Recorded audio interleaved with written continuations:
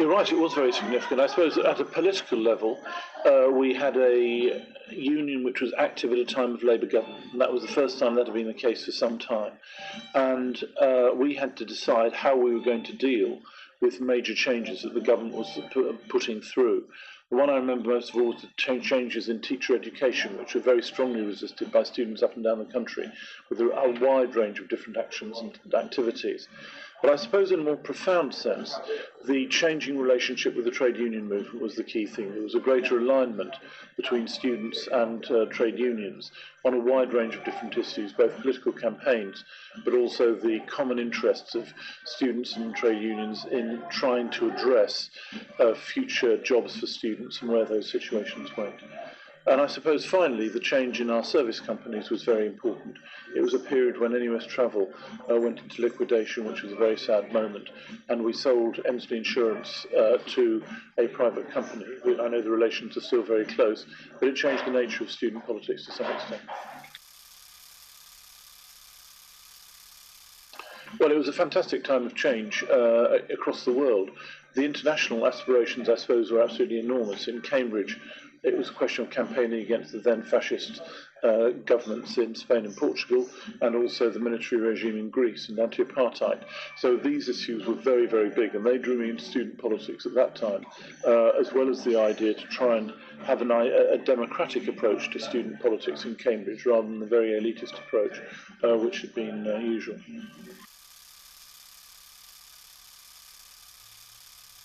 I think it's the sense of comradeship with a large number of people who I really, really enjoyed working with and I learned a lot from. These were both fellow students on the National Executive of the party. There were people elsewhere involved in politics more generally, and people who worked for the organisation.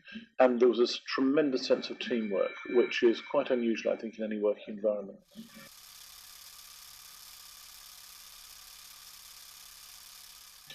Politics in general has become more consensual. The great dramas of, say, anti-apartheid and freeing Nelson Mandela, or the massive industrial disputes of the time, are no longer part of the currency in the sense that it was then. And I think student leaders now have to be much more sophisticated in the way they try and advance the interests of students, in the way that they take up the causes and arguments. And I think that's quite a challenge. Enormously. I think anybody who's been fortunate enough, as I was lucky enough to be involved in student politics, acquires a whole set of skills and attributes as a result of that, which are of great benefit in later life. The most important is to learn to listen to people, because in student politics people are very vociferous, but you listen to what's going on. You have to understand that there are a wide variety of different types of people who make up the body politic, the way in which you operate, and you have to try and learn from those. You have to understand the way that political change takes place. It's not a question just of willing it. You also have to think how you make it come about. And these are all very important skills. In addition to that, you travel around the country, you meet a large number of people, you get a sense of what this country is, and also an element of international activity as well, which is all beneficial as well. I think I would have worked harder at trying to ensure that we could engage in the way that the things are taught, the way that the curriculum worked, the form of study, if I can put it like that, where I think there's a lot of things that we could have learned.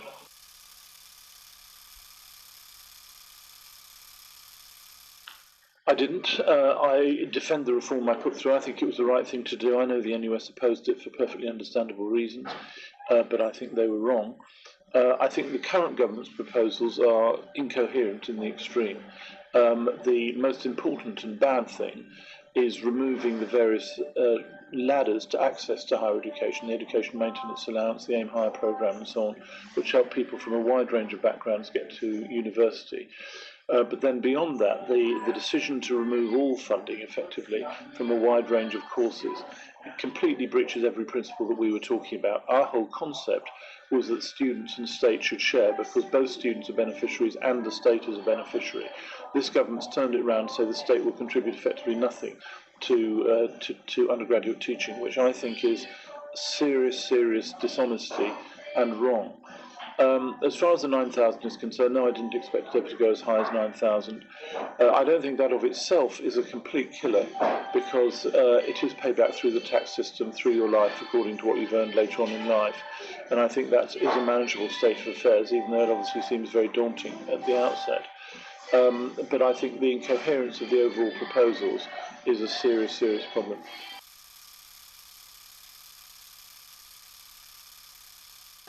The most important of all is that quality of undergraduate education is exceptionally important, and quality means the materials that are available, the contact time that there is, the actual facilities on campus, your question of where you live and how you live while you're there, a whole range of what I'll call traditional NUS concerns come right into the forefront as universities have to understand how they can possibly justify these kinds of fees to their potential students. And that gives the NUS and local student unions a lever to make a really strong argument about the quality of the experience which a student has when they're at university. And where I am now active in the NUS, that's what I'd be really making sure we came across on. So it's a question of how much support you get, how much teaching you get, what facilities are available, etc., etc., etc. And I think that's a big, big opportunity for the NUS. I took through a large number of controversial and difficult reforms, and they were controversial.